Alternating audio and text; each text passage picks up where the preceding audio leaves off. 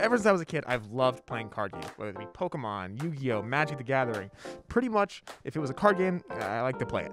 And I remember one of these standout memories I have is when me and, let's call him Reggie, this kid Reggie that I was friends with, we're going to play Yu-Gi-Oh. I was going to go over to the house, play some Yu-Gi-Oh, and our plans got canceled. Life happened. And I ended up calling him on the phone that night, and for about 2 hours we played Yu-Gi-Oh. It kind of became like a tradition we had, where once a week we'd call and just play Yu-Gi-Oh on the phone. And playing on the phone is nothing like playing in person, right? Card games are a very personal medium.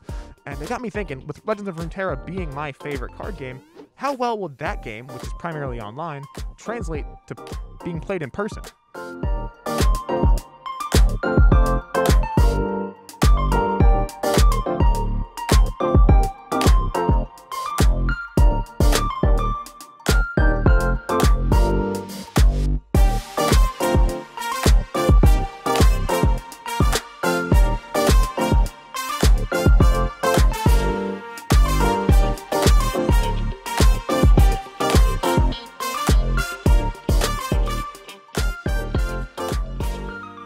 I'm here at my local game store, Tabletop Gaming Center in New Brain, Connecticut, who have been kind enough to allow me to invite 3 of my friends into their space and teach them how to play Legends of Runeterra.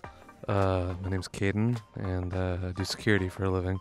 My name's Ashley, and I work for the city of Meriden. I'm Elle. I'm an actor, and sometimes I'm a Christmas elf. But the catch is that they're going to be playing in person. I've printed out 6 different decks, 1 mid-range deck, 1 control deck, and 1 aggro deck, 2 copies of each. And we're going to have them pick, play, learn, and if things get a little interesting, if they pick it up, I might throw a little tournament together. I'm not sure yet. Styles of play, we have a more aggressive deck where you're going to be playing a lot of cheap stuff and playing really fast, a more middle speed deck, and then a slower deck. Now, some key details to note about this game, because it is meant to be played online, so there's a few things you're going to want to know. These are champion cards, right? So with these, they have a little level up effect. When they level up, you meet those requirements, you will just flip them over. It's inside, so just flip it. Other things to note, any card that creates something, you'll find tokens back here. These are all cut out and fun for you guys to use. And there's one other thing I wanted to show off. So stuff like this tells you to create a copy. Just when you use it, put it back in your hand, because we can't really pull things out of thin air. So rule books are here. Any keywords your cards have are there. Anatomy of the cards on the back, so if you want to see what things mean, go right ahead. And feel free to grab a box and sit down and start playing. We're only at 3, so I will play with someone. If you have any questions, feel free to ask. Rule book, everything should be good. Just take, feel free to grab. Let's take so long. Yeah, I already know where you're going. All right. Here, let me take it easy on you kids today. All right.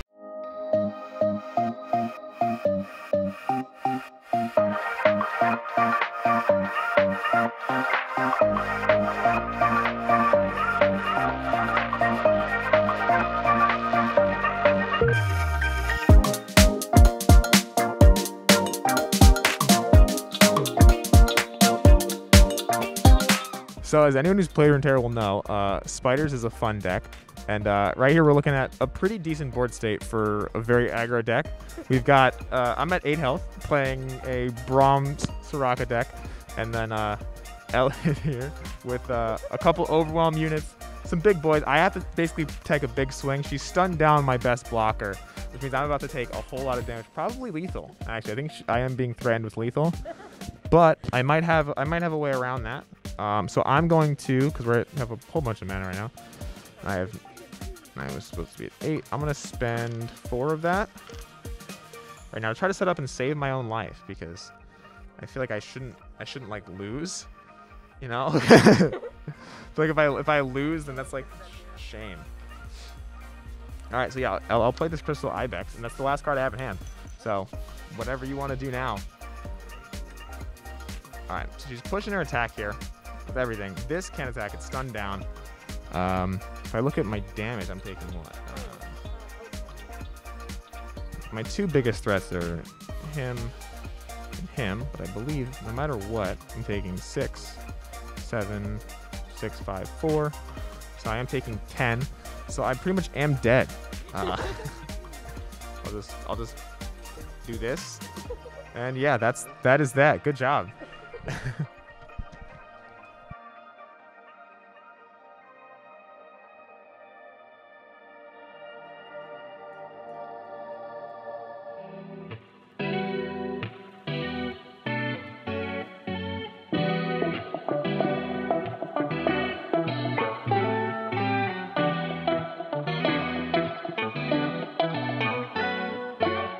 So one of the big challenges of translating Runeterra into a physical game is that there's a lot of cards in Runeterra that change when they're in your deck or create random cards in your hand.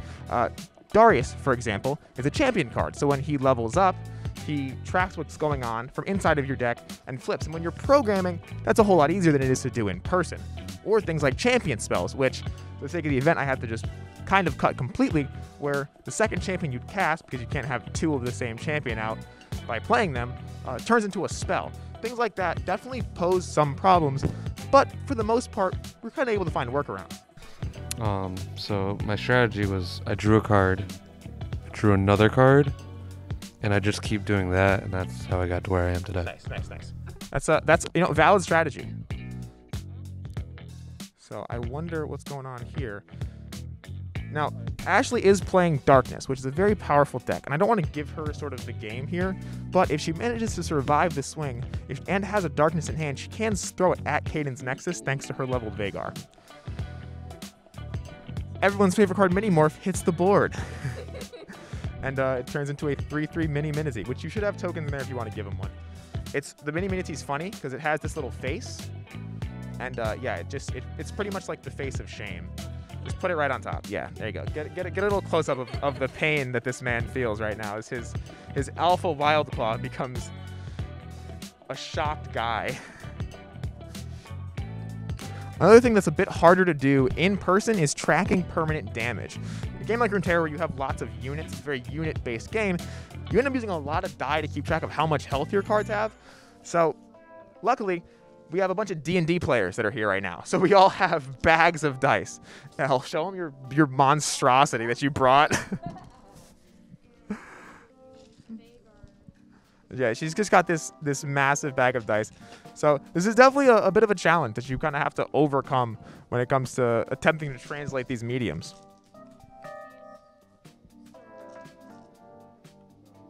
All right, Kaden, have you ever played card games before? Yu-Gi-Oh, anything like that?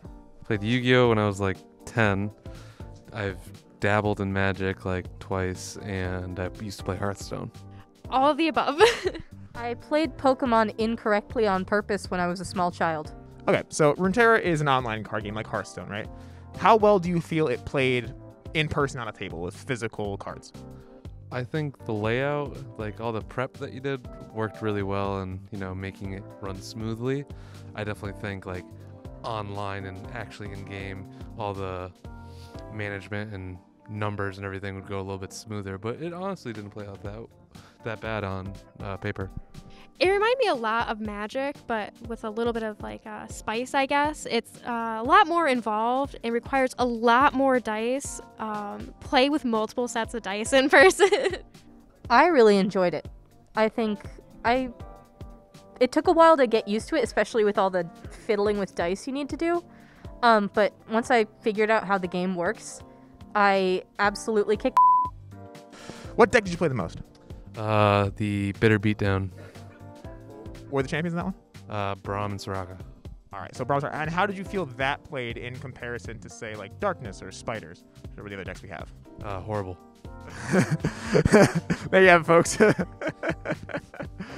All right, thank you. You're good. Get out of here. I don't care about you anymore. And what's like a standout moment that you felt? Because you're a new player. You've never played this game before. So what's a standout moment that you sort of experienced at the table?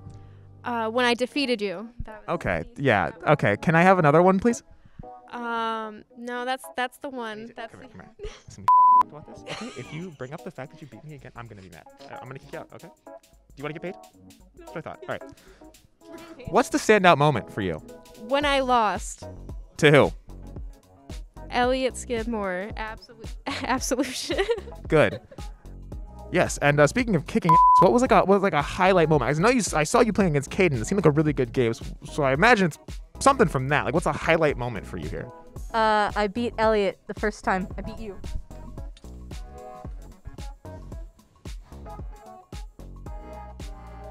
You do your best to put the bet together. So what was like a highlight moment for you from the game? The first time I played and I beat you. Just cut the camera. Cut the camera. Just cut it. Just cut it. Just cut it.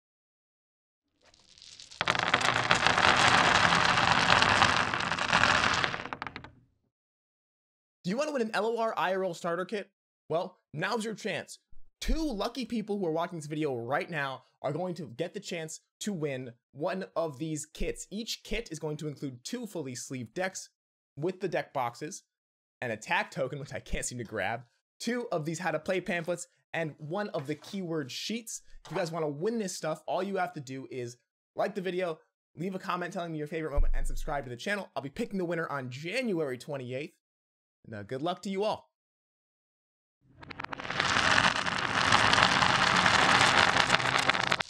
Okay, so I got 3 guys. There's me. There's 4 people here. We've played some warm-up games. I think it'll be fun. We're on a tournament. So we're on a little bracket. I have set aside some magic cards. We're going to do a random draw for matches. You guys are going to pick what decks will roll off or something. We'll figure it out. But we're going to do a quick little tournament. And the winner is going to be able to take 2 of those home. And you can use them. You can keep them as a gift, a prize. Say thank you. Thank you. You're welcome. I'm gonna kick your. All right. All right. I do need to win. Okay, I haven't won a single game today. I put this together. So let's get these draws going. Yeah, that's the TV table. Let's go. Let's get over here. Excuse me. I have here 4 magic cards that I've randomly shuffled, 2 mountains and 2 forests. You're gonna take one, whatever one matches you. That's the one person you're fighting. Don't show anyone. Don't even look at it. All right. 3, 2, 1. Perfect. Okay. So we gotta pick decks somehow. As the person running it, you guys can all decide amongst yourselves. Fight for it. Does anyone have a specific thing they want to play? Okay, so I know what you're playing. You're sticking with the Braum Soraka. What are you going for? I know you were have a little contention. What are you picking? I don't know. I mean, definitely not bitter beatdown. That deck actually like kind of sucks. Let's go back to spiders. All right. I will be playing Darkness. I don't think they realize the mistake that they have just made. This is a mirror match I know well.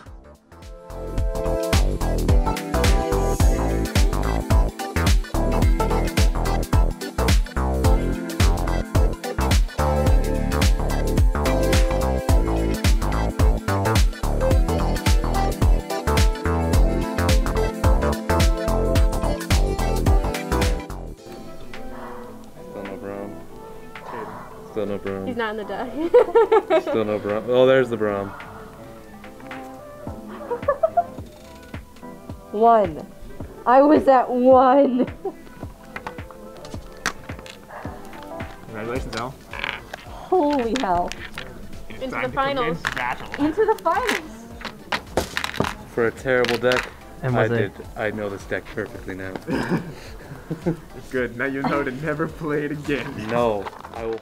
All right, so it looks like it's going to be me and Elle in the grand finals. I will be continuing to pilot Darkness. Elle will be continuing to play Spiders. Both of us seemed like I had a pretty dominant game. Elle's was close, though. Elle's was a little down to the wire, so. Hey, that's 1 HP is still an HP. It is.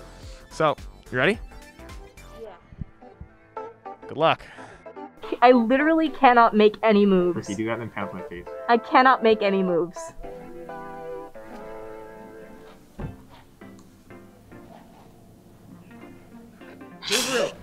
There you go.